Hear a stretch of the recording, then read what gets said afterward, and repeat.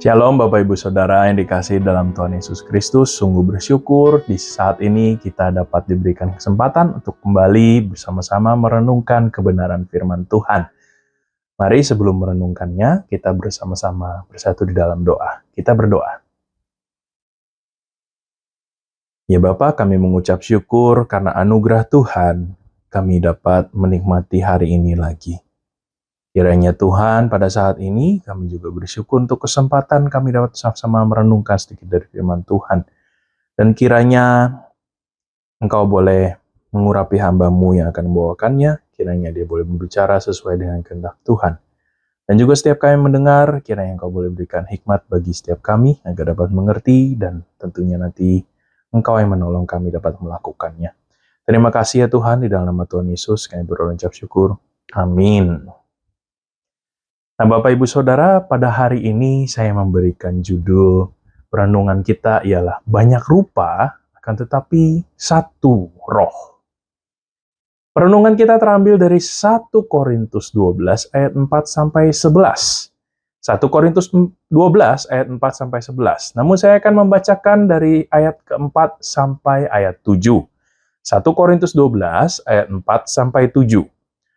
Ada rupa-rupa karunia, tetapi satu roh.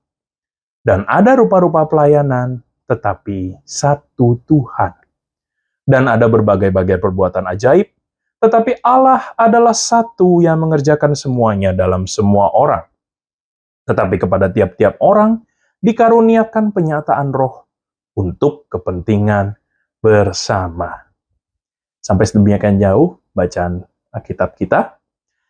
Bapak Ibu Saudara, ketika kita melihat sebuah pertunjukan orkestra yang begitu indah, yang begitu luar biasa, saya yakin kita semua setuju di dalam orkestra itu semua alat musiknya itu selalu dimainkan bersamaan dari awal hingga akhir. Tentu tidak ya Bapak Ibu. Jika hal itu terjadi, maka menjadi sebuah orkestra yang dapat sangat terkenal. Ya, terkenal berisik dan tidak memiliki tujuan yang jelas dalam penampilannya. Sebab biasanya yang kita lihat dalam sebuah orkestra dalam menampilkan sebuah lagu, biasanya alat musik biola dimainkan, kemudian ada alat musik tiup di bagian tengah lagu, lalu ada bagian perkusi yang bermain di sana, piano, dan seterusnya bergantian bermain.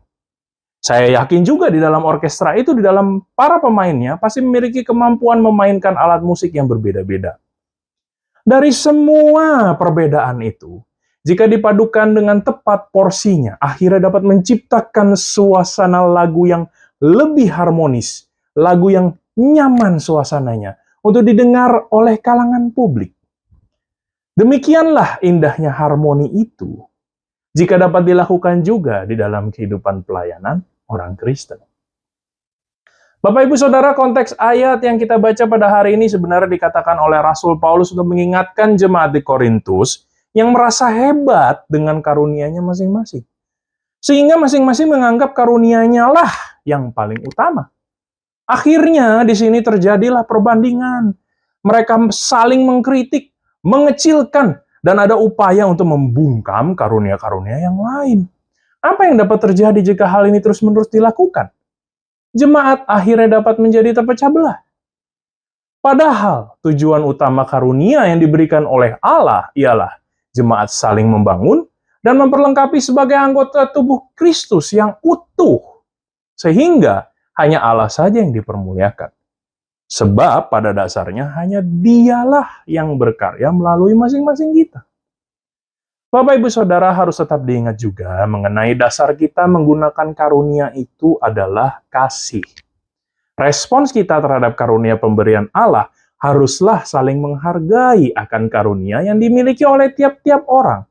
Dan tentunya juga mendorong mereka untuk semakin berkembang secara maksimal. Jika ingin memberikan masukan, maka kita berikan masukan yang membangun. Bukan malah mengkritik habis-habisan seolah-olah orang itu berdosa sekali dan akhirnya membungkam karunia yang telah dimiliki oleh sesama kita ini. Kemudian kita sepatutnya juga mau menjalankan dan mengembangkan karunia yang ada di dalam diri kita juga, serta mempersembahkannya untuk kemuliaan Allah.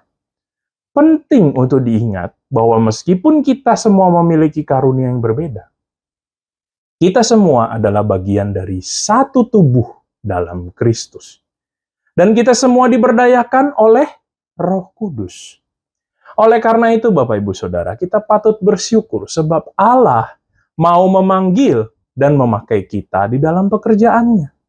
Dalam anugerahnya yang luar biasa, Allah telah memperlengkapi kita dengan karunia-Nya. Sehingga kita bisa dimampukan untuk melayani dan membangun umat Tuhan melalui karunia yang diberikan. Dengan demikian, Bapak Ibu Saudara, marilah kita turut serta juga di dalam pelayanan dengan karunia rohani dari Allah yang memampukan dan melengkapi kita semua. Jalankanlah itu semua dengan penuh rasa syukur di dalam kasih dan kerendahan hati, agar hanya Allah saja yang dipermuliakan. Kiranya Roh Kudus memampukan kita semua. Soli Deo Gloria. Mari kita berdoa.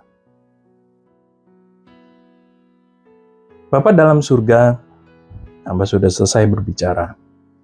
Kiranya apa yang sudah disampaikan oleh kebenaran firman Tuhan hari ini, Engkau boleh menanamkan di setiap hati kami masing-masing. Dan kiranya Roh Kudus-Mu boleh menumbuhkannya di dalam kehidupan kami masing-masing, dan kami dapat melakukannya seturut dengan kehendak Tuhan. Terima kasih untuk anugerah Tuhan. Kami menyerahkan kehidupan kami pada hari ini ke dalam tangan Tuhan. Dalam nama Tuhan Yesus kami berdoa dan mengucap syukur. Amin.